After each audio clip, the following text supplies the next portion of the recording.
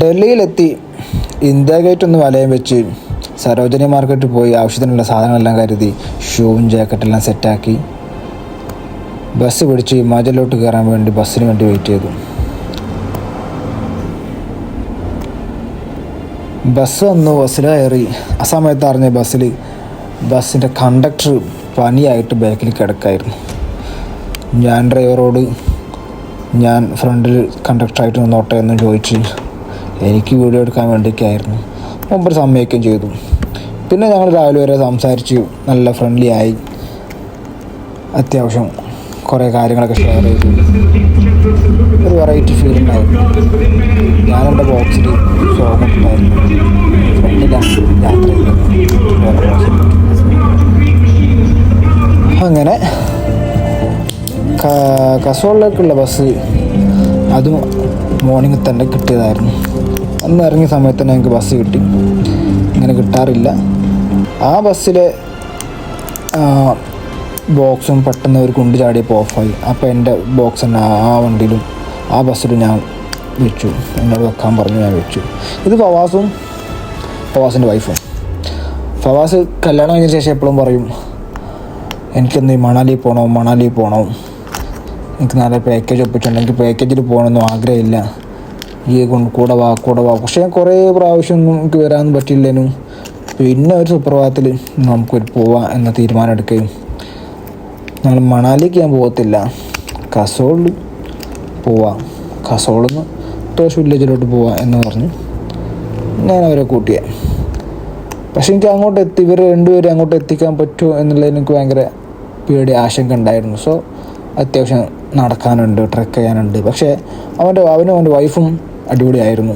Wife സെറ്റായിരുന്നു, ഒരു രക്ഷയില്ലായിരുന്നു. ഷാനു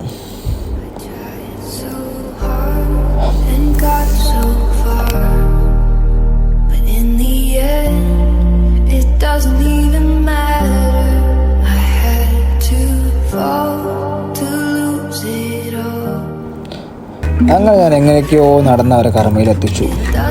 അലക്സിനാൻ്റെ സന്തോഷവും വീണ്ടും കർമ്മയിലെത്തിയ സന്തോഷമൊക്കെ ഉണ്ടായിരുന്നു. സ്നോ ഉണ്ടായിരുന്നു, പക്ഷേ സ്നോഫാൾ അടിച്ചിട്ട് കുറച്ച് ദിവസമായിരുന്നു. വരുന്ന ദിവസങ്ങളിൽ സ്നോഫാൾ ഉണ്ടോ എന്നുള്ള പ്രതീക്ഷയൊന്നും ഇല്ലായിരുന്നു. ഗൂഗിൾ ചെക്ക് ചെയ്തപ്പോൾ സ്നോഫാളൊന്നും കണ്ടില്ലായിരുന്നു. കാരണം ഒരു 3 ദിവസം ഞങ്ങളോട് പ്ലാൻ ചെയ്തിട്ടുള്ളായിരുന്നു. അവർക്ക് ഓൾ ഇന്ത്യ അല്ല താജ്മഹലും ആഗ്രയെല്ലാം പോകണമെന്നൊക്കെ പറഞ്ഞുകൊണ്ട് 3 ദിവസം ഞാനിവിടെ പ്ലാൻ ചെയ്തിട്ടുള്ളായിരുന്നു. പക്ഷേ അതിനുള്ളിൽ ഒരു വീക്കിൽ ഇനി സ്നോഫാൾ ഇല്ല എന്നായിരുന്നു ഗൂഗിൾ പറഞ്ഞിരുന്നത്. പക്ഷെ ഞാൻ പ്രാർത്ഥിച്ചു. എത്തിയ ദിവസം കഴിഞ്ഞു. പിറ്റത്തെ ദിവസം മോർണിംഗ് ആയി, സ്നോഫാളൊന്നും വന്നില്ല. രണ്ടാമത്തെ ദിവസം പ്രതീക്ഷിക്കാതെ സ്നോഫാൾ വന്നു. ഞാൻ ഒരിക്കലും പ്രതീക്ഷിച്ചില്ല ഇങ്ങനെ സ്നോഫാൾ വരുന്ന. അലക്സും പ്രതീക്ഷിച്ചതല്ലായിരുന്നു. സ്നോഫാൾ വന്നു. ആ സമയം രണ്ടുപേരും കിടന്നുറങ്ങുകയാണ്. ഞാൻ രണ്ടുപേരും വിളിച്ചില്ല. ആദ്യം ഞാനൊന്ന് ആസ്വദിച്ചു. സ്നോഫാൾ ഇങ്ങനെ വന്ന് ആ ഒരു പെട്ടെന്ന് നിന്ന് പോകുന്നൊരു പേടി. ചില സമയങ്ങളിലൊക്കെ ഒരു ചെറിയ സ്നോഫാൾ ഒന്നും പോവാറുണ്ട്. പക്ഷേ ഇത് നിൽക്കാത്ത സ്നോഫാളായിരുന്നു. ആ സ്നോഫാൾ കാരണം ഞങ്ങൾക്ക് അന്നത്തെ ദിവസം തന്നെ ഇറങ്ങേണ്ടി വന്നു. കാരണം പിന്നെ ഗൂഗിളിൽ കണ്ടത് കണ്ടിന്യൂസ് ഏഴ്സും സ്നോഫാൾ തന്നെയാണെന്ന്. അങ്ങനെയാണെങ്കിൽ 7 ദിവസമൊക്കെ ഒരുമിച്ച് സ്നോഫാൾ വന്നു കഴിഞ്ഞാൽ 3 ഫീറ്റും 6 ഫീറ്റൊക്കെ ആയിപ്പോവും സ്നോ. ആ സമയത്ത് തിരിച്ചിറങ്ങാൻ പാടായതുകൊണ്ട് ഞങ്ങൾ പെട്ടെന്ന് തന്നെ ഇറങ്ങാൻ തീരുമാനിക്കേണ്ടി വന്നു. അത്രയും നല്ല സ്നോഫാളായിരുന്നു. രാവിലെ എണീറ്റ് വന്നപ്പോഴാണ് സ്നോ കാണുന്നത്. ഫസ്റ്റ് സ്നോ കാണുന്ന സന്തോഷവും പ്രതീക്ഷിക്കാതെ ഇന്നലെ ഉള്ള പോലെയല്ലോ ഇന്ന് രാവിലെ എന്നൊരു തോന്നലൊക്കെ ഉണ്ടായിട്ടുണ്ട്. ചാച്ചു സ്നോഫാൾ വന്ന ഉടനെ തന്നെ ചാച്ചു വീട്ടിൽ നിന്ന് ഓടിയെത്തി പശുവിനുള്ള പുല്ലും കാര്യങ്ങളൊക്കെ ശേഖരിച്ച് ചാച്ചുവിൻ്റെ പശു ആ റൂമിലാണ് ഉണ്ടാവാറ്. സ്നോ കിട്ടിയ സന്തോഷം ആളങ്ങ് ആഘോഷിക്കാം.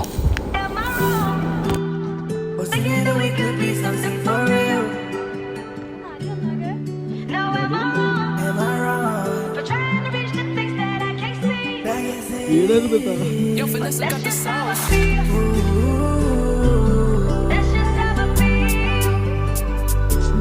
That's just how I feel. Trying to reach the things that I can see. Yeah. You still not around alright, but I do what I think is right. Can't handle you on my worst days. I lost too much, that's why I don't celebrate my birthdays. I lost too much, that's why I've been falling the earthquakes. I lost too much.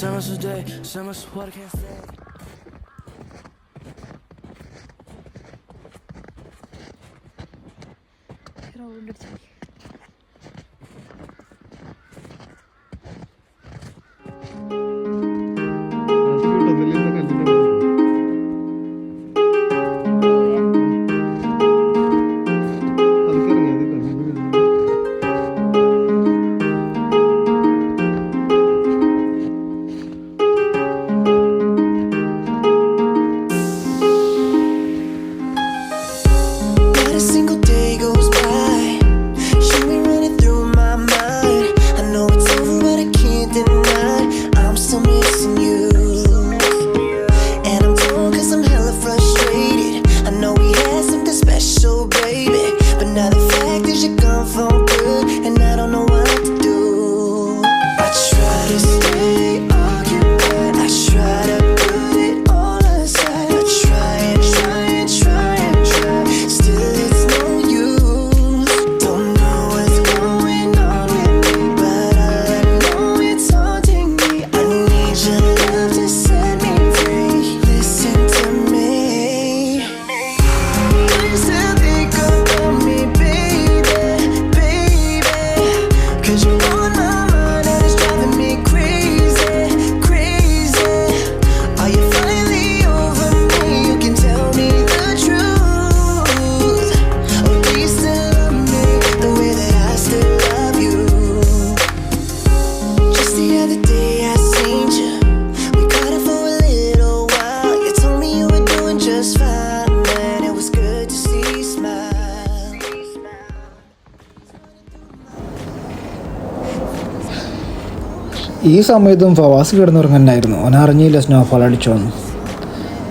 അപ്പോഴേക്കും മറ്റാൾ snowfall വന്നു കഴിഞ്ഞാൽ മാസം ഇട്ട് കുടിക്കണമെന്ന് പറഞ്ഞ് 2 ദിവസം മുന്നേ മാത്രമല്ല വാങ്ങിച്ചായിരുന്നു. അതെടുക്കാൻ പോയതായിരുന്നു ഞാൻ പിന്നെ മനസ്സിലാക്കിയത്. ഓ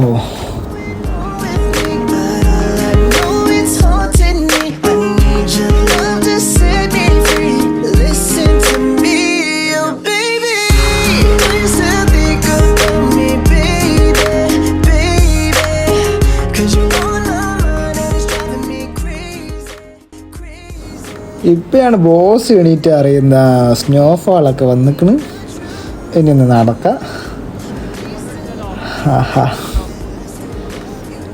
ഈ കപ്പിളായിട്ടൊക്കെ ആരെങ്കിലൊക്കെ ഈ വർഷം മഞ്ഞ ആസ്വദിക്കാനും മണാലി പോകാനൊക്കെ ആഗ്രഹിക്കുകയാണെങ്കിൽ,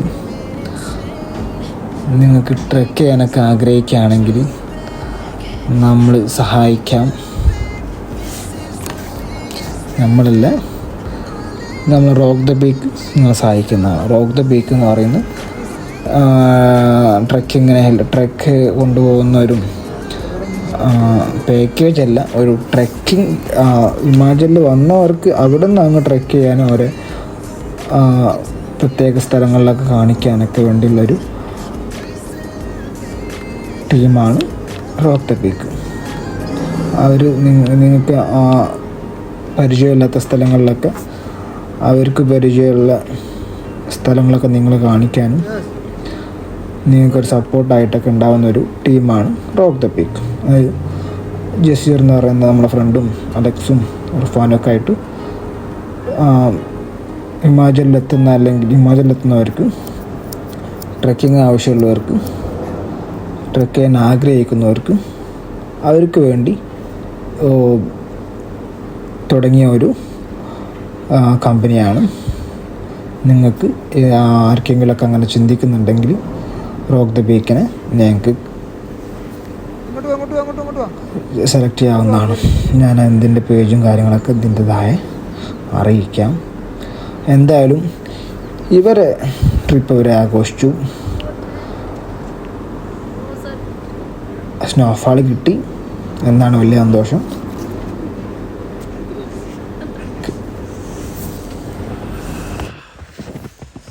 മുറിച്ചിനടുത്തായിരുന്നാ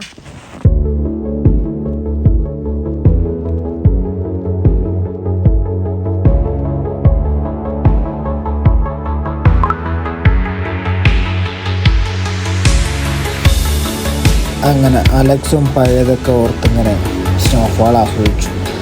ഇനി അടുത്ത വീഡിയോയിൽ വില്ലേജിൻ്റെ സ്നോഫാളിലെ വില്ലേജ് എല്ലാം കാണിക്കാം.